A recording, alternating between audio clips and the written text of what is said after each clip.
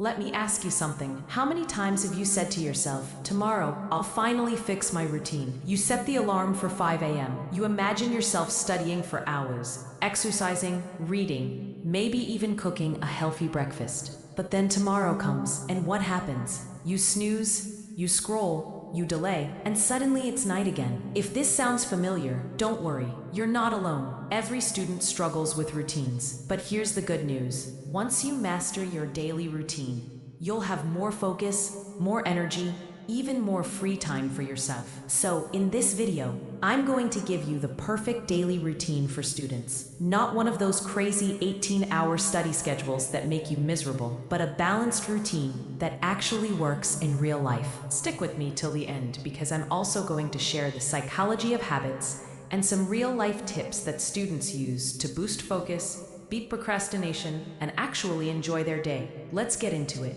First, let's talk about why having a routine is even important. Think about your phone. Without a charger, without updates, without apps running smoothly, it becomes useless. Your brain is the same. Without proper rest, energy, and structure, your mind crashes. The truth is, students don't fail because they're not smart enough. Most fail because they don't know how to structure their time. They either overwork and burn out, or they underwork and fall behind. That's why a balanced daily routine is like your operating system. It keeps you consistent, sharp, and stress-free. Discipline beats motivation. You won't always feel like studying, but if your day is designed right, your routine will carry you through. Morning routine. Wake up. Let's be honest. Most students either set alarms they never wake up to, or they set 10 alarms and still end up waking at 9 a.m. But here's the truth. You don't need to torture yourself with a 4 a.m. routine. Waking up between 5:30 and 7 is the sweet spot. Why? Because the world is quiet. No notifications, no noise, no one asking you for anything. It's just you and your thoughts. And here's the mistake most students make. The very first thing they do after waking up is check their phone, Instagram, Snapchat messages. That's like inviting 50 strangers to dump their thoughts into your brain before you've even brushed your teeth. Instead, get up, stretch your arms. If you start with chaos, you'll feel chaotic all day. If you start with calm, you'll feel in control. Second, light movement. Most students think, I don't have time to exercise in the morning. But I'm not asking you to hit the gym at 6 a.m. Just 5 minutes stretching, yoga, or a few push-ups, or even walking around your room. Think of it like turning on the Wi-Fi before you start browsing. Your body is the router, your brain is the device. If the body doesn't wake up, the brain won't connect properly. Light movement in the morning improves blood flow, which means more oxygen to your brain. You'll actually understand and remember what you study, instead of just staring at the page. Breakfast and hydration. Here's something students underestimate. Your brain eats too.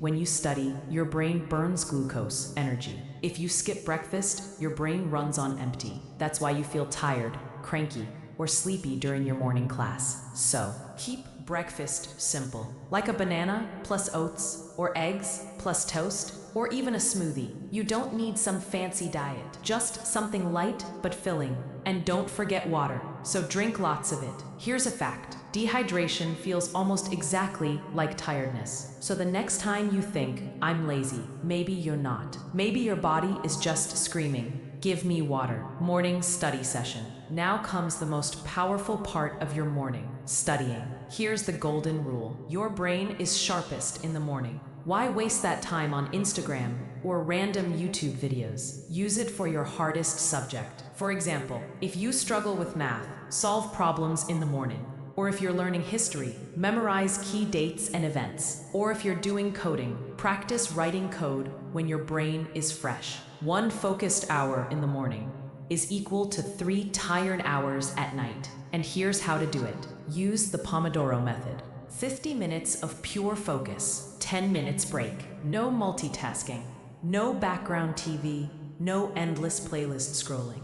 Just need deep work. And during the 10-minute break, don't touch your phone. Stand up, stretch, drink water, look outside. Give your brain actual rest, not more stimulation. Your brain isn't a machine. Even the machine also need the rest to work well. So treat your mind with kindness. Afternoon routine. classes, study blocks. If you're in school or college, your afternoons are usually filled with lectures, tutorials, or practical sessions.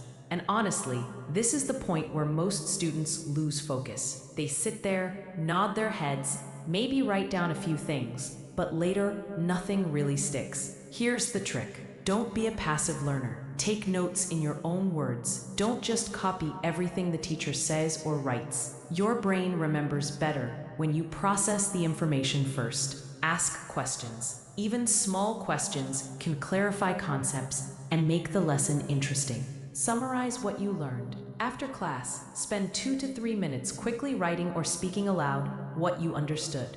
This little habit makes revision later so much easier, like learning something twice without extra effort. Think of it this way. Active learning is like planting seeds. The more care and attention you give, the stronger your understanding grows. Passive learning, it's like throwing seeds on dry ground. Most of it doesn't grow. Lunch and power break. After a few hours of classes, your brain and body are tired, and what most students do is eat a heavy, oily lunch and then crash on the couch or scroll on their phone. Heavy meals send your energy into digestion mode. Your body becomes sluggish. Your brain slows down, and suddenly you feel sleepy, even if you just had lunch. Here's what works instead. Eat light, nutritious meals. A small portion of protein, eggs, lentils or chicken, some veggies or fruit, and water is perfect. Avoid sugary drinks or food. They give a quick spike in energy, but a big crash right after. After lunch, give your brain a small recharge. Take a short power nap of 15 to 20 minutes. Don't overdo it, or you'll feel groggy. If naps aren't your thing, go for a quick walk outside. Even 10 minutes of fresh air wakes up your mind and body. Think of this as hitting the reset button. Your brain has been learning for hours. It deserves a mini break before tackling more. Midday study session. Now comes to the tricky part, the post-lunch afternoon slump, or energy drops, or attention drifts, and it's tempting to scroll your phone or just stare at your books. Instead of fighting this, use it smartly. Afternoon is perfect for hands-on practice-based work, not heavy theory. Solve math problems, practice exercises, or do past papers, or revise with flashcards, or make small summaries of key points, or write essays, reports, or anything that requires active doing rather than passive reading. The idea is simple because your brain is slower in the afternoon. So don't waste that time on difficult, high concentration work. Evening routine, movement. Let's be real. After a long day of classes and study, your body feels heavy and your brain is fried. That's exactly why even 20 to 30 minutes of movement can completely change how you feel. You don't have to hit the gym or lift weights. Keep it simple. Play football, basketball, badminton, or any sport you enjoy. Or go for a short run or brisk walk outside. Or even dancing to your favorite songs in your room counts. Because exercise doesn't just keep your body fit. It sharpens your memory, reduces stress, boosts energy, and improves mood. Students who move in the evening often sleep better and wake up with more focus the next day. Creative time. After moving your body, it's time to move your mind in a different way. Even the best students in the world don't spend every hour studying. They take time for hobbies, and you should too. Do something that's fun and creative. Draw, paint, or craft, or write stories, blogs, or journals, or play an instrument, or work on a personal project, or sing, dance, or even cook something new. Because creativity acts like a reset button for your brain. It prevents burnout, keeps you motivated, and makes studying feel less like a chore. Plus, it helps you discover skills and passions outside of academics, is what makes life exciting. Evening study session. Now that your body and mind are relaxed, it's time for light revision. But remember, this is not the time for your toughest subject or heavy concepts. Instead, review your notes from earlier in the day and solve easy or medium practice questions, and plan and organize tasks for the next day. Summarize key points in your own words. This makes recall easier later. If you do this consistently, you'll notice that by the time night comes, you feel accomplished rather than guilty about wasted hours, and your brain will be calmer, making it easier to fall asleep and retain what you studied. Night routine. Plan tomorrow. Before you hit the pillow, Spend 5 to 10 minutes planning your next day. Write down 3 to 5 specific tasks you absolutely want to complete. Not vague things like study, but precise tasks like finish chapter 4 of physics and solve 20 math problems and read 10 pages of a book. Here's why this works. Your brain constantly thinks about unfinished tasks. That's why sometimes, even when you lie down, you can't stop thinking about all the stuff you haven't done yet. When you write things down, your brain relaxes because it knows there's already a plan. You can sleep without feeling guilty about forgetting something. It's like telling your mind, I got this, you can rest now. Digital sunset. Here's a tough one, and I know it's hard for most students. No screens, at least 30 minutes before bed. Why? Because your phone, laptop, and TV all emit blue light, which tricks your brain into thinking it's still daytime. That's why you scroll Instagram or TikTok until 2 a.m., even when you know you should be sleeping. Instead, replace screen time with something calming. Read a light book or interesting article. Listen to soothing music or a podcast. Journal about your day. Even 15 to 20 minutes of this can make a huge difference in sleep quality. Your brain begins winding down naturally, instead of being overstimulated by social media notifications or YouTube videos. Sleep. Never sacrifice sleep for study. I know it's tempting. Exams, assignments, last-minute cramming, but here's the hard truth. Sleep is when your brain converts what you studied into memory.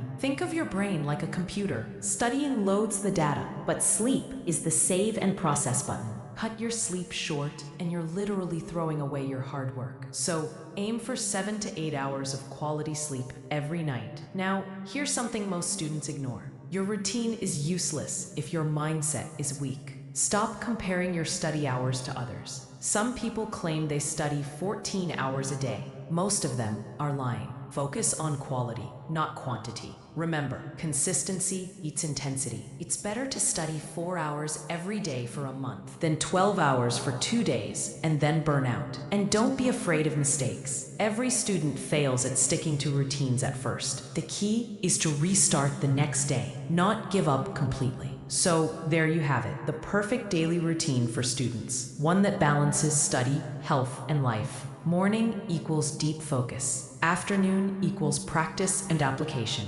Evening equals movement, creativity, and light revision. Night equals reset and recharge. If you follow this for just 30 days, you'll see the difference. More focus, less stress, better results in exams and in life. If this video helped you, please hit that like button and subscribe and share it with your friends. Remember, discipline today, it becomes freedom tomorrow.